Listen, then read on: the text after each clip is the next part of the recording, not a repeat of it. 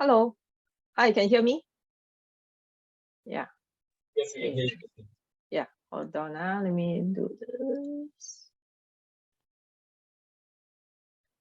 Okay. Very well. A very warm welcome to all of you. Thank you for spending your evening with us. Today, I'll be sharing a bit more information and some data on what we have found out about executive condominiums, on whether is it a good investment property for the long term. So to start with, I will give you a market overview and maybe a very brief introduction on new cooling measures that have been implemented on Friday. And later, I'll be sharing a bit more information about the capital appreciation of executive condos, profit analysis, rental potential, of course, demand and supply. Some of this data that I'm sharing has already been published on 早报, 联合早报 last Thursday, and as well as today, one of the paper that we wrote was published in Business Times, and there'll be an upcoming report that will be released next week as well. So to start with, I always like to look at how is the global economy is looking right now. This is based on the last information that was updated by IMF, talking about what is the world economic outlook. This is still the latest data because I went in to see October numbers are not in. What we notice is that for the whole global economy, I think they are still projecting that this year, the year-on-year growth will be slightly slower than last year, mainly because it's a year-on-year. So of course, 2021 will be higher than 2020. So because of the small base, that's the reason why it's bigger. But here, 2022, we are still expecting a positive growth for the global economy as well as the advanced economies. But what we notice is that for emerging markets and developing economies, we are expecting an even higher growth this year and even for next year as well. And if we look by region, here we do see that US, they are projecting a small growth next year. For Euro, I think right now you also know what's happening in UK, that because of some of the, I think they wanted to do some tax cuts and so on, and then that had some impact on the UK economy. But in terms of other areas like Asia and other developing nations, you do see that next year's growth is still quite positive. In fact, is above 3%. Here is about 5%. And this is the economic growth for this year. Of course, India is one of the highest, remains one of the highest all these years, 7.4%. And for ASEAN 5 is 5.3%. For China, slightly slower because of the lockdown. So this is 3.3%. It's one of, I think if I'm not wrong, it's one of the lower economic growth that they have, the GDP. Then the other countries like UK, Canada is still okay. For Singapore, we are projecting GDP growth of about 3 to 4% for this year. And in terms of the property market, this is a chart that has been derived from our market analytics suite, where we do real-time data and charts based on the URA and HDB data. So for here, this chart shows you the price index, that means the average price of private residential homes, and the yellow bar here shows the sales volume. And what I want to bring your attention to is down here, where it shows you the last cooling measure that was implemented in December. Here, December 2021. You see that after the cooling measures were implemented, sales volume dropped, and there was a bit of a price dip. But after that, it rebounded in the second quarter of this year, where we see that there was a price increase as well as sales volume also rebounded. Okay, Q3 data is not in yet, so that's why we are sharing here. So in Q3, of course, we know that right now we have a new set of cooling measures that have been implemented. And this is again over the past month or so, it has grabbed a lot of attention because private homes in the suburban area has crossed the $2,000 per square foot mark. And not only for one project, there were three new launches that were launched above $2,000 per square foot. So one of them is Amore Residences. And in fact, when they were talking about launching at this price, people were saying that, will there even be pickup? And lo and behold, 98% of the project was sold on the first day of launch. And this is not a very small project, 372 units at Ang Mo Kio. And subsequently, even for Sky Eden at Bedok, they were also, the average price is around 2,100 per square foot, and they also sold 75% of their project as well. And for Guaco Land, which is one of the integrated developments at Lentor, again, they sold at quite that means they sold at a median price of above $2,000 per square foot as well. And in fact, some of the smaller units, it went all the way to 2,500 per square foot. And they sold 84% of their projects during the first weekend launch. And in terms of sales, I think over the last 3 months or so, came down slightly, mainly because there were no launches. But you can see down here that after cooling measures were implemented in December, you do see that there has been an increase in terms of sales volume across the board, be it this one during different market segments like the luxury market, city fringe, and the mass market segment. And in fact, the monthly sales, like for example in May, it has actually exceeded the volume that was transacted even before the cooling measures.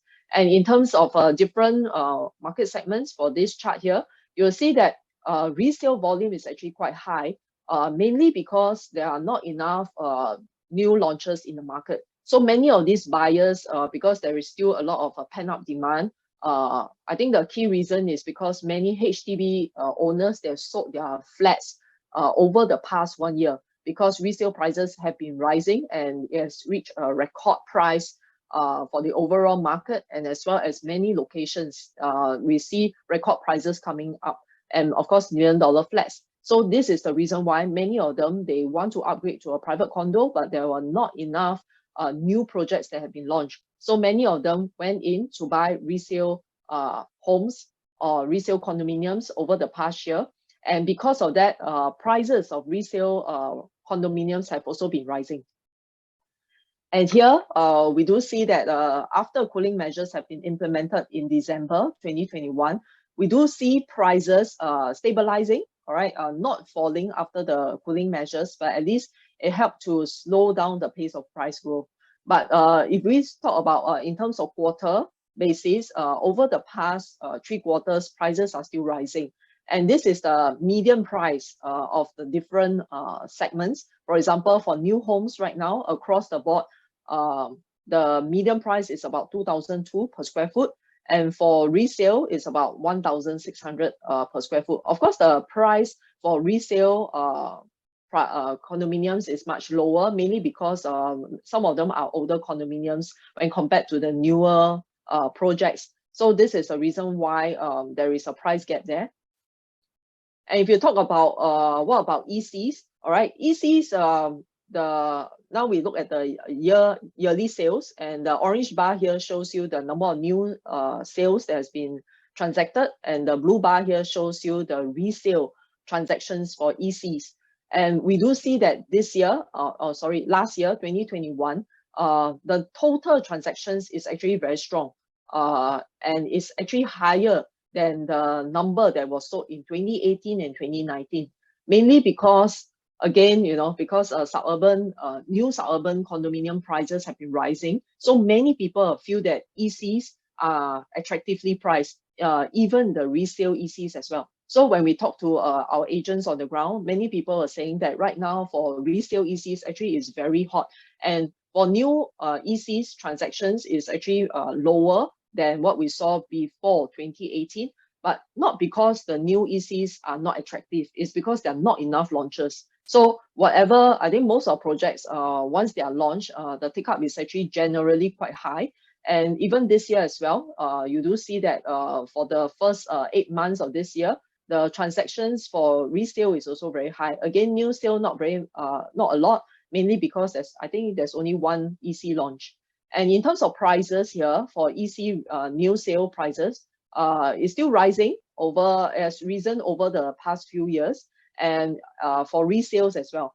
But I want to bring your attention to this area here, where you do see that because resale prices have been rising much faster than new sales, so you can see that the price gap between the both types of properties are actually closing up or narrowing. So this means that right now, new home sales or new EC prices are not rising as fast as resale ECs. So this means that right now, new EC prices or new ECs are still very attractive in terms of their pricing.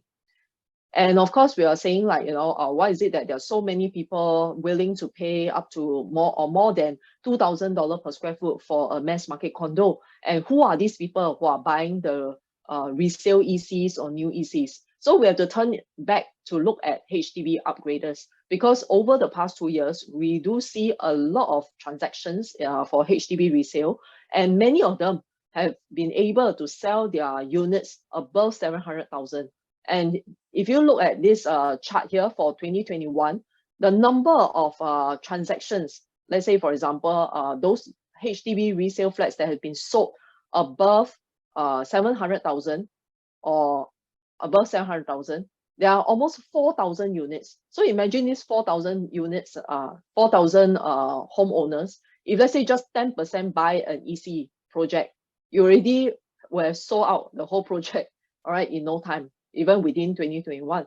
So we do see that even for transactions, for example, like 800,000 and above, let's say example here, and even for $1 million flats as well, you will see that last year there was a record number of $259 million flats transacted.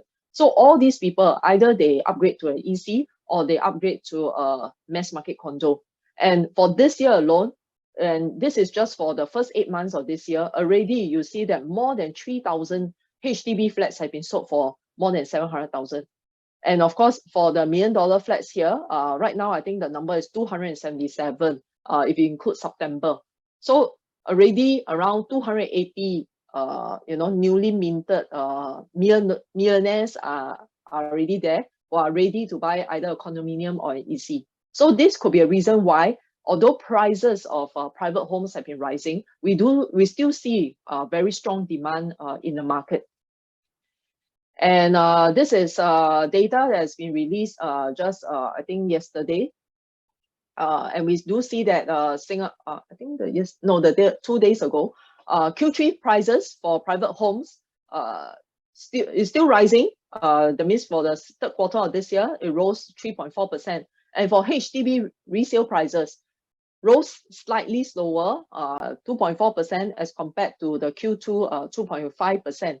But of course, in general, both markets, right? I think, if I'm not wrong, for the first 3 quarters of this year, prices have risen 7.8%. So this means that prices in general are still rising. And this could be a reason why they have introduced new cooling measures just last Friday. So these cooling measures, mainly there are a few segments. For example, they tightened the total debt to servicing ratio, or TDSR. They also tightened the mortgage servicing ratio that will affect HDB flats. They introduced a new thing called a 15-month waiting period, which I will touch on later. And of course, they also look at reducing the loan to value limit. All right. So all these measures, when taken together, of course, the borrowing ability of a buyer will be reduced. And of course, if they were to buy, they may have to fork out more cash. So for example, for the TDSR, it will affect both the HDB market as well as the private market, where the calculation or the computation of TDSR that has been used will be raised from 3.5% interest rate to 4%. But of course, for this change is not something that is unexpected, because during the time just before they introduced the measures, already we know that many of these fixed rate that was offered by the banks has already reached 3%, and floating rate was already around about, if I'm not wrong, it's about 2.4 to 2.6%. So eventually it's going to hit 3.5%. So many of the investors or people in the market, they already know that they're going to tighten TDSR. That's the reason why we don't really see a very major impact right now. We don't see, like, a lot of people are very affected during, straight after this change. Or of course, we need another 2 or 3 months to see the full impact. So what does this mean? It means that the loan quantum that you can get from the bank will be reduced. So for example, if you have a monthly income, let's say for example of a $10,000, before the change, you will be able to perhaps get a $1.23 million loan. But with this change, there will be a drop of about 80,000 loan that you can get from the bank, and it may drop to 1.15 million. And for MSR, again, the ratio that they use that means the interest rate that they use to calculate MSR will also be tightened. So after they change this, again, if let's say there's a monthly income of 7,000, we can expect that means the maximum loan quantum for HDB flats to drop from 460,000 to about 440,000, which will amount to about a 20,000 drop. All right, which is actually not a lot, but I mean, taken together, there'll be TDSR, MSR, and some other changes like LTV. So we may see a accumulation of impact. And for LTV, the main change will be for HDB flats this time round. So you do see that the LTV has been lowered from 85% to 80%. And on top of that, there's a very new measure that has been introduced, which is the wait out period for private homeowners. So if you're a private homeowner, you sold your condo and you want to downgrade to a resale flat, right now you have to observe a 15-month wait out period. Means that during this 15 months, you cannot, you have to rent somewhere before you can make a purchase of a HDB resale flat. But of course, if you are above 55 years old and you're intending to buy a 4-room flat or smaller, then you will not be affected. All right. So mainly these changes, I think it will have some impact down here for both markets, but I think the HDB market will have slightly more impact, mainly because this round of cooling measures are more targeted at the HDB or public housing market, and there are altogether a few measures being implemented at the same time. So for example, for the 15-month wait out period, I think most likely the market that will be most affected will be the upper end of the market. For example, the 5-room flats, maybe the executive flats or $1 million flats, because these are the units that are typically bought by private homeowners. So likely these people may not want to wait 15 months, or they don't want to incur the rental cost, because right now rents are quite high. So they may move back to buy private resale homes. So in that sense, this change may in fact increase the demand for smaller flats, because those who are still eligible, they will likely go and buy the 4-room flats. But of course, for those who still want to wait and they want to downgrade and they want to buy a HDB flat, so likely they will rent. So this may also raise the rents in both the HDB market as well as the private market. For the HDB resale flats, well, I think it really depends on how much the government is going to accede to the appeals, because the newspaper just came out just now where Straits Times asked HDB, and they said that already they received 500 over appeals, and half of them they already exercised the option before the cooling measures. So likely they'll be able to be exempted from the 15-month waiting period. So maybe this full impact of the measure on the HDB market may be seen perhaps in November or December, because in October, many of these transactions are still done before the measures. So there could still be a spillover of the volume that we'll see. But of course, if you talk about both markets, if you talk about volume and prices, I think prices are generally less elastic. So we will probably see a more knee-jerk effect in terms of maybe a slightly slower pace of sales transactions for the coming months. So right now, I will jump straight to the executive condominiums. What is the kind of capital appreciation? So this is one of the studies that we have done and was published in Zaobao. So these are 2 articles. If you are interested, you can take a look. This was last Friday's paper, all right, to talk about those ECs that have obtained the means MOP for more than 10 years, so they are privatized. In fact, some of them, the capital appreciation can be as much as 200%. And today's article that was published in Business Times, it talks about the rental potential and of course the profitability of executive condominiums. So you can also look at the article today. Okay, so in total, what we do is that we look at all the ECs that have been sold over the years, and it's about, I think 40 ECs. And I think generally most of the ECs, if you look at the transactions, right, many of them, the recent projects down here, we do see that already prices are transacting at above 1,200 per square foot, and some are already touching 1,300 per square foot.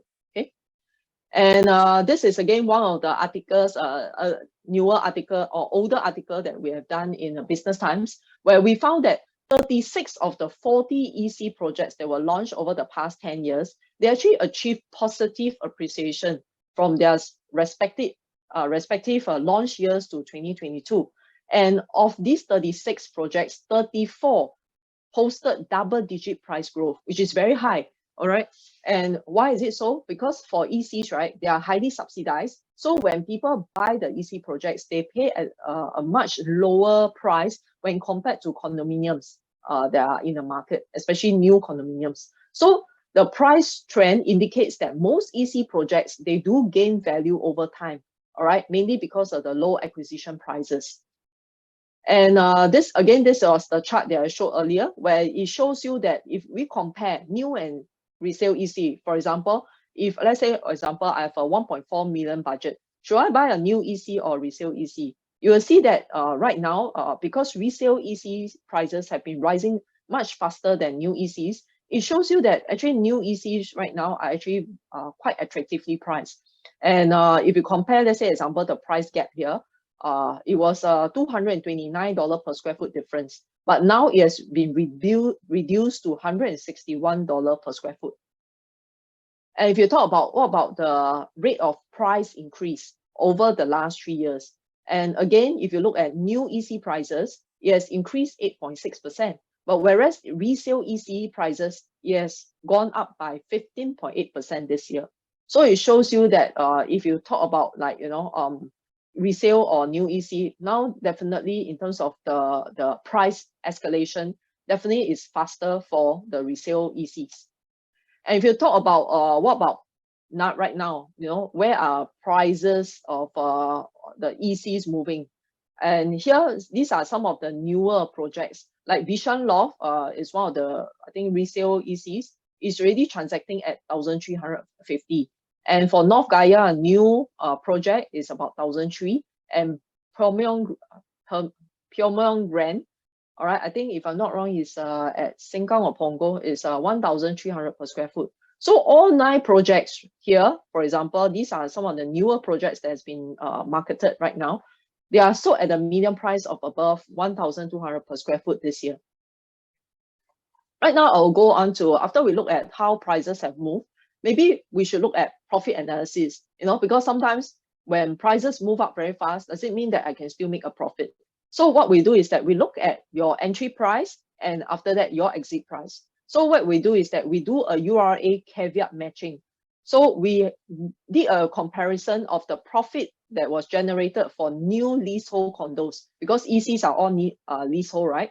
So we will look at new EC, that means new leasehold condos, as well as new EC transactions, and over the period of 2007 to 2002, because there's no point looking at transactions much earlier, but let's talk about maybe the recent, about this amount, 15 years.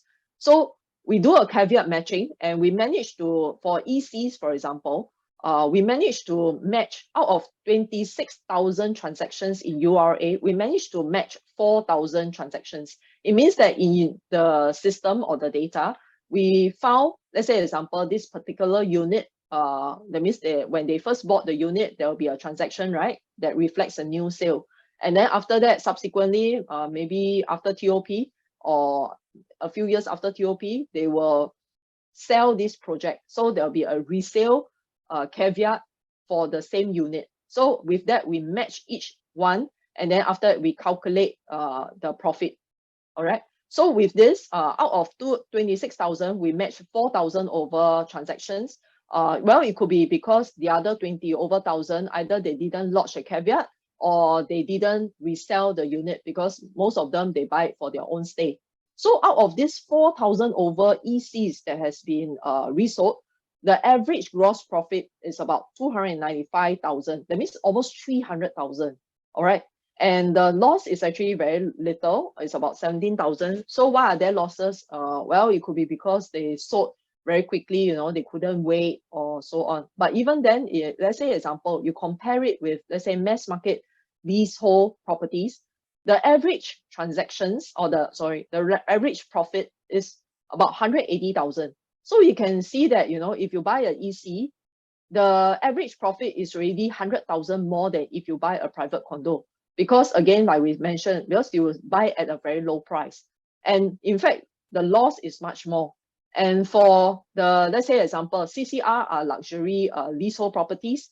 Again, you will see that the average profit is 251,000. That's even lower than if you buy an EC. All right, and the losses here, some are quite substantial. These are usually maybe they bought at a height, when they had the, let's say example at Sentosa.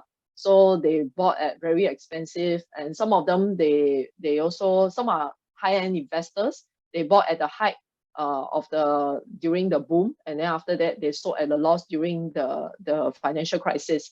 So that is where you have this. But in general, you do see that average profit is actually much higher for ECs. And based on our calculation of this 4,000 over units, 99.9% are profitable. That means these 0.1%, I don't know who are these unfortunate guys, all right, they made the loss of an average of 17,000. Whereas you see the other transactions, in fact, they don't even have such a high rate of profitability. And what about in terms of different sizes? So does it mean that I have to buy smaller units or smaller ECs to make more money, or should I buy bigger units? So if we look at across the different sizes, all right, for example, this one is about a 2-bedroom. This is about a 2 plus study or small 3-bedroom, and this is a 3-bedroom going to 4-bedroom, and this one is 4 to 5-bedroom. You'll see that most of them, or 100% of the units below 1,600, they actually make profit.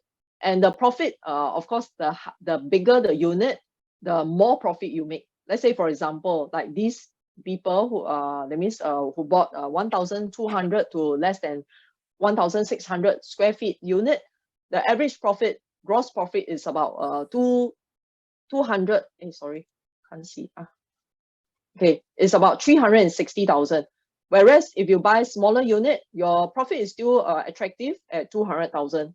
But of course, the bigger it is, the more. And let's say, for example, if you were to buy a very big unit, for example, like more than 1,600 square feet, which right now I think is no longer offered in the market because government, I think they did certain regulations.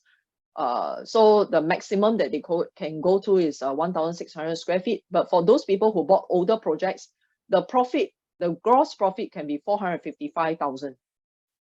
So this is highest profit on record that we have seen. Less than 10 years, I think is quite indecent. All right, because if you look at this City Life at Tampines, the highest profit that have ever been made is $1.3 million. All right, because the person bought it at 1.9 million and then sold for 3.2 million. All right, and the unit is 3,900 square feet, which again, because of this, I think the government, they put a cooling measure to stop, that means you can no longer build such big ECs anymore. So again, the other ECs that were quite big, for example, more than 2,000 square feet, they actually make a 1 million profit or near 1 million profit. And for, let's say, smaller units, let's say, for example, the Vales at Anchorvale, I think Anchorvale is, if I'm not wrong, it's at Sengkang. Like, for example, this unit, although it's not so big, 1,400 square feet, but they still managed to make a profit of about 800,000. This is not even talking about selling price, it's talking about profits of $700,000. And well, so in general, for people, let's say, based on the caveats that we've done, we see that those people who hold the EC for less than 10 years, that means they sell within the last 10 years. Those who make more than 1 million is 2 units, more than 700,000 is about 18 units. But in general, most of people will make at least 200,000. And some of them, of course, there's another 4,000 units that make more than 100,000 profit. And for this, what about people who bought older EC projects and they held the project for more than 10 years? The highest profit that was generated is about 700 over 1,000, mainly because these are the older EC projects. So by the time they sold it, probably because we know that it's only in recent years that prices went up. So you can see that a lot of transactions are in 2021 and 2022, but maybe because by then many of these projects are already quite old. So that's the reason why they don't fetch as high price as those that are less than 10 years. So, but even then, you will see that the highest profits are still quite substantial, above 600 over 1,000 to about 700 over 1,000. So as a summary, you'll see that here for those people who hold the EC for more than 10 years, the average profits that we see down here is mostly around 200 to 300,000 dollars. Okay, so where are the places where you see the highest profits? All right, so we break down into the different locations in Singapore based on the gross profit. Here we do see that Hougang, Punggol, and Sengkang, because these are areas where there were many ECs that were launched, especially Punggol. You see there are 1,000 over units. Here, although there were so many ECs that were launched at the area, most of people's the average profit is still about 300 over 1,000. And in general, wherever you are buying, most of them is still around. You can still make a good profit of 200 to 300,000. Okay, and this is for holding period of less than 10 years. And again, if you are talking about holding period of more than 10 years, the average profit, some of the higher ones will be like in the northeast region, like for example, Punggol, Sengkang at 400 over 1,000. And if you look at Choa Chu Kang here, there were 12 transactions that some of them even make up to 500 over 1,000 profit. Although some people will say that, oh, you know, Choa Chu Kang is quite far and things like that. So these are potentially the areas where people, I mean, during that time, they didn't really see the potential in the area, but these people were still able to make very attractive profits. Okay. So right now I go to the next one. After I talk about capital appreciation or about the profit analysis, right now I'll talk about the rental potential. You know, how is it like, you know, if you are an investor, you decide that, you know, I don't want to sell it, I want to rent it. So what is the kind of rental that you can get? So generally, here, the gray bar here shows you the rental volume. That means the number of rental transactions for the 3 bedrooms. And the blue bar here shows you the rental transactions for 2 bedroom. And across the years, for example, from 2019 to let's say, for example, this year, you do see that whether there is pandemic, you know, or there's any, let's say, for example, during the start of pandemic, there were not, I mean, there was a bit of pullback in terms of the rental demand because foreigners, they cannot come in, and then some of them, they left Singapore. But even then, you do see that during the pandemic, for ECs, the rental demand is still quite strong. You see, you don't really see that there's a big drop in terms of rental demand, and as well as the rents as well. So this shows that, you know, for ECs, if you were to rent it, it's actually quite that means there's actually a lot of potential for rental, and it's very stable. All right, so generally, right now, let's say example, the rent, you can see that here rents have already increased in tandem with the general rental market in Singapore. 3 bedrooms, the rents is about 3,500. The median rents for 2 bedroom is also a good 3,200 to about 3,300.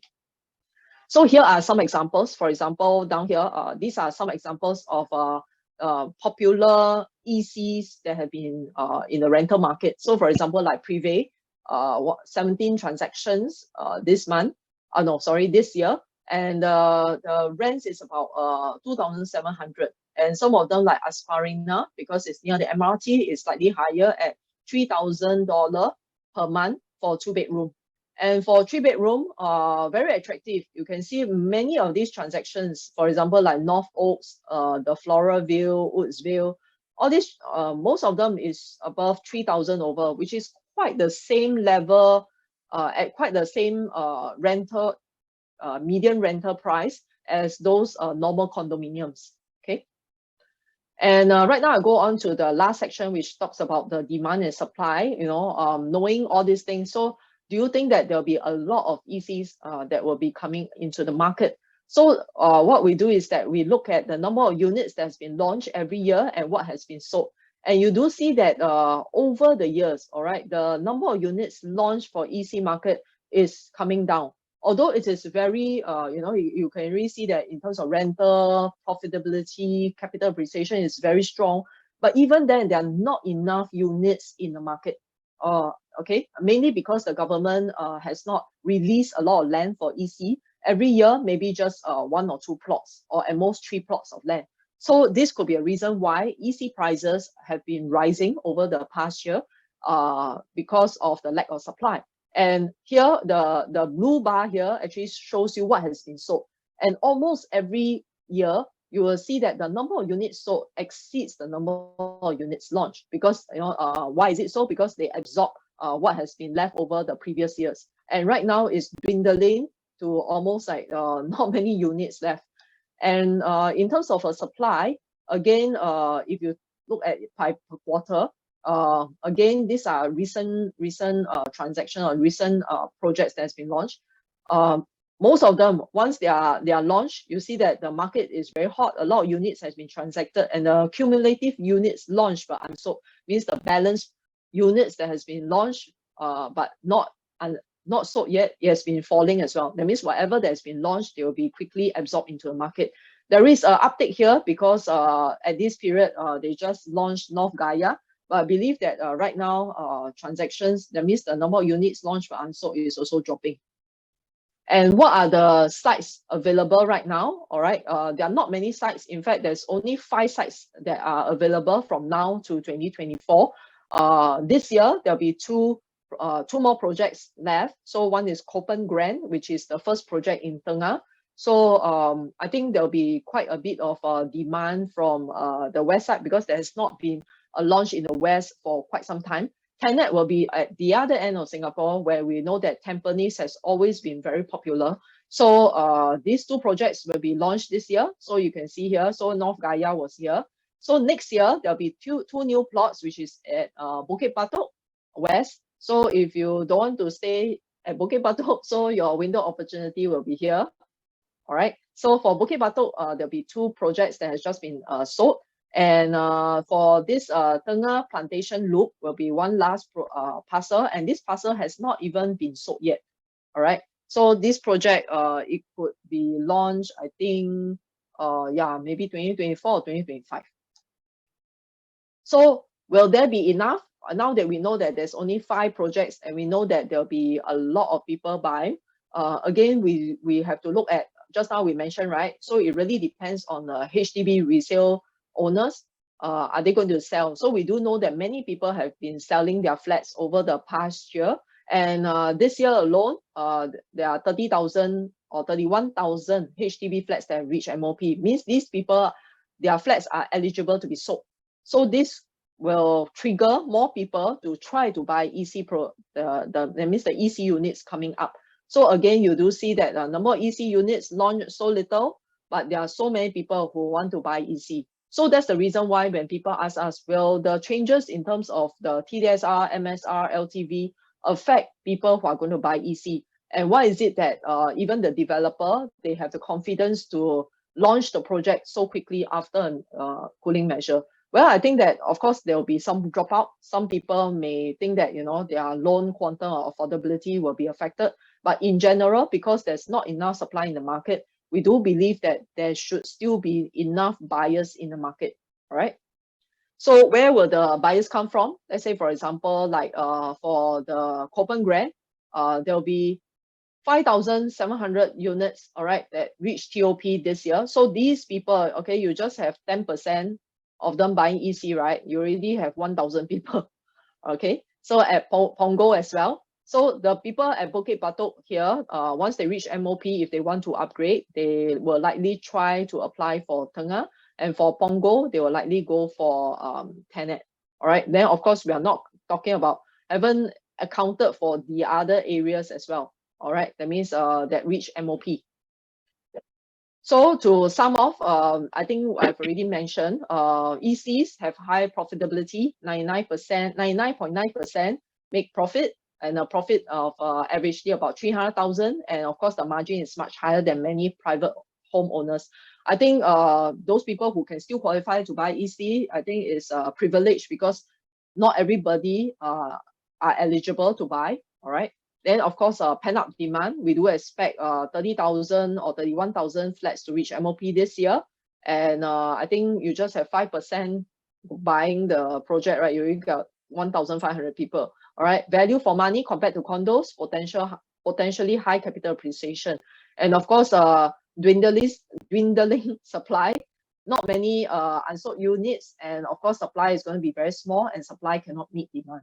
All right, so that brings the end of my presentation. Right now I will pass the time to Ramesh.